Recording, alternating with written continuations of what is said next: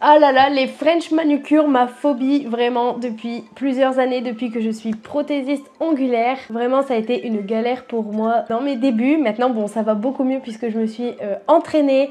Mais voilà, c'est normal si tu débutes en tant que prothésiste ongulaire que la French soit un fléau parce que c'est vraiment pas facile. Les clientes pensent que c'est une pose qui est simple puisque c'est une pose que l'on connaît depuis des années. Donc souvent vous allez entendre « Oh bah je vais faire un truc simple aujourd'hui, une French » alors que ça prend énormément de temps. Donc du coup j'ai créé pour toi un tuto où je vais t'apprendre à faire une French pailletée sur une pose américaine Milky White. Tu verras toutes les étapes, je vais te dévoiler tous mes secrets pour que la French ne soit plus un calvaire pour toi. Et surtout il y a un lien Telegram sous cette vidéo dans la description. C'est un groupe privé 100% gratuit où je te donnerai toutes mes astuces et mes conseils au quotidien pour devenir une prothésiste ongulaire et chevronnée. Donc je te laisse t'inscrire dans le lien sous la vidéo. C'est un groupe qui est pour l'instant en liste d'attente, comme ça tu seras la première dès que ce groupe ouvrira. Voilà, je te laisse avec le tuto.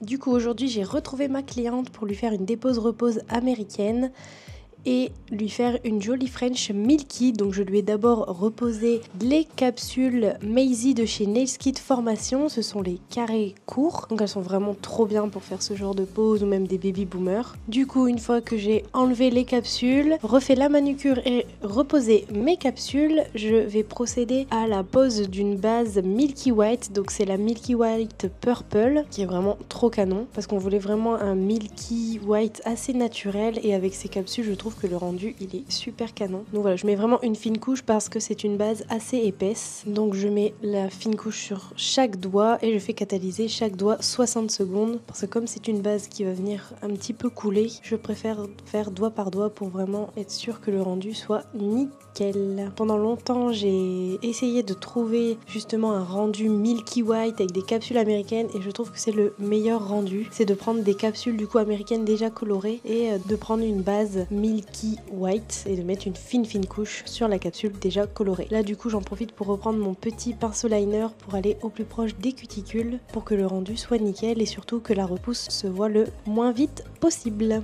Donc une fois que j'ai fait tous les doigts, j'ai dégraissé du coup parce que c'est comme ça que vous allez réussir à faire une belle French. Il faut vraiment que votre base soit dégraissée. Donc avec du cleaner et un petit coton, je suis venue dégraisser toute ma base. Et ensuite la cliente avait choisi du coup des petites paillettes argentées, donc je les ai mises sur ma petite plaquette qui vient de chez AliExpress. Je me suis munie de mon pinceau préféré et j'ai commencé à attaquer la French. Donc déjà pour commencer la French, je dis toujours à ma cliente de ne plus parler, de ne plus bouger parce que c'est vraiment trop la galère quand la cliente commence à parler, à bouger, voilà, on n'arrive pas à se concentrer. Donc même moi dans ces moments-là je ne parle plus et je commence du coup par tracer avec mon pinceau liner un trait, ça va être le début de ma French et en fait je vais venir tirer ce trait sur le côté. Moi j'aime bien faire une French qui est assez fine avec le sourire assez prononcé, donc voilà, je descends mon trait un petit peu pour faire un peu une sorte de petit triangle arrondi, on va dire ça comme ça, et je fais exactement la même chose de l'autre côté. Donc je viens tirer la peau pour pas que du coup les paillettes aillent sur la peau. Alors avec ces paillettes là ça n'a pas été des plus faciles parce que les paillettes sont un petit peu transparentes, elles ne sont pas pleinement opaques, donc je pense que si vous avez des paillettes argentées opaques ce sera bien plus facile. Et vous voyez je viens tirer du coup mon trait sur le côté.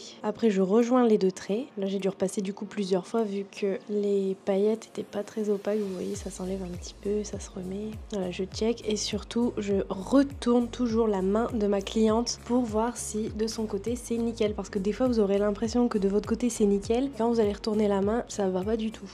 Et du coup j'ai fait catalyser la cliente 60 secondes dans la lampe. Je fais doigt par doigt souvent la French, comme ça évite déjà que soit votre couleur coule ou de remettre vos doigts dans la longue que vous venez de faire et qu'après ce soit la galère. Là le jeu c'était vraiment de bien placer les paillettes en fait. Après quand je fais des French blanches en général j'utilise le Sugar Effect de chez Indigo, c'est le même que j'utilise pour mes baby boomers, il est vraiment top.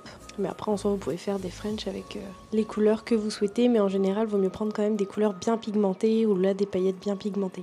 Vraiment, si vous êtes débutante et que votre cliente veut une French, dites-lui de prévoir le temps pour la fois prochaine. Et la fois prochaine, bloquez franchement au moins une bonne demi-heure pour déjà pas être stressé, d'être en retard avec votre cliente d'après. Et puis pour vraiment avoir le temps de faire la French. Parce que c'est vraiment pas une pose facile. Limite, je trouve que c'est plus facile de faire un baby boomer qu'une belle French. Parce que ça demande de la patience. Surtout que moi, des fois, je tremble. Donc, il faut s'y reprendre à plusieurs fois pour que le rendu soit impeccable. Donc surtout, prenez le temps, entraînez-vous. Et si vous débutez et que vous ne souhaitez pas faire de French parce que vous n'êtes pas satisfaite, et n'en faites pas. Pendant au moins 1 an, je n'ai pas fait de French parce que je n'étais pas satisfaite de mon travail. Et après, j'ai commencé à m'entraîner et après, ça a été mieux. Mais au début, je ne faisais pas du tout de French. Et aussi, si je peux vous donner un petit conseil, là, avec les paillettes, je pouvais revenir en arrière, ravancer mon trait, etc. Mais si vous faites avec le Sugar Effect, par exemple, de chez Indigo, donc qui est un gel paint blanc, essayez de tracer votre sourire en une fois. Au moins, il n'y aura pas plein de petits à-coups, ça sera beaucoup plus joli.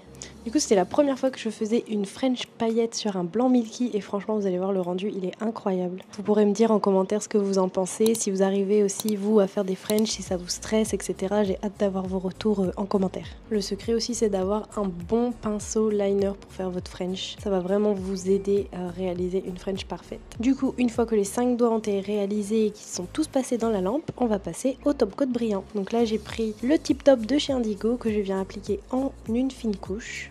On check toujours le fil de lumière et une fois que c'est bon, on pourra mettre dans la lampe. Et là, j'ai repris ma lime douce et je retravaille mes parallèles pour que vraiment tout soit nickel. S'il y a de la couleur qui a coulé, un petit peu de top coat, voilà, pour que tout soit vraiment impeccable. Donc je prends une lime grain douce de 140-180 et là je lime avec le côté 180. Ça, le petit coup de lime, c'est vraiment indispensable à la fin de votre pose, ça rend vraiment la pose impeccable. Et pareil, je retourne encore une fois la main de la cliente pour voir si tout est parfait. S'il faut retravailler un petit peu la forme, je repasse un petit coup de lime.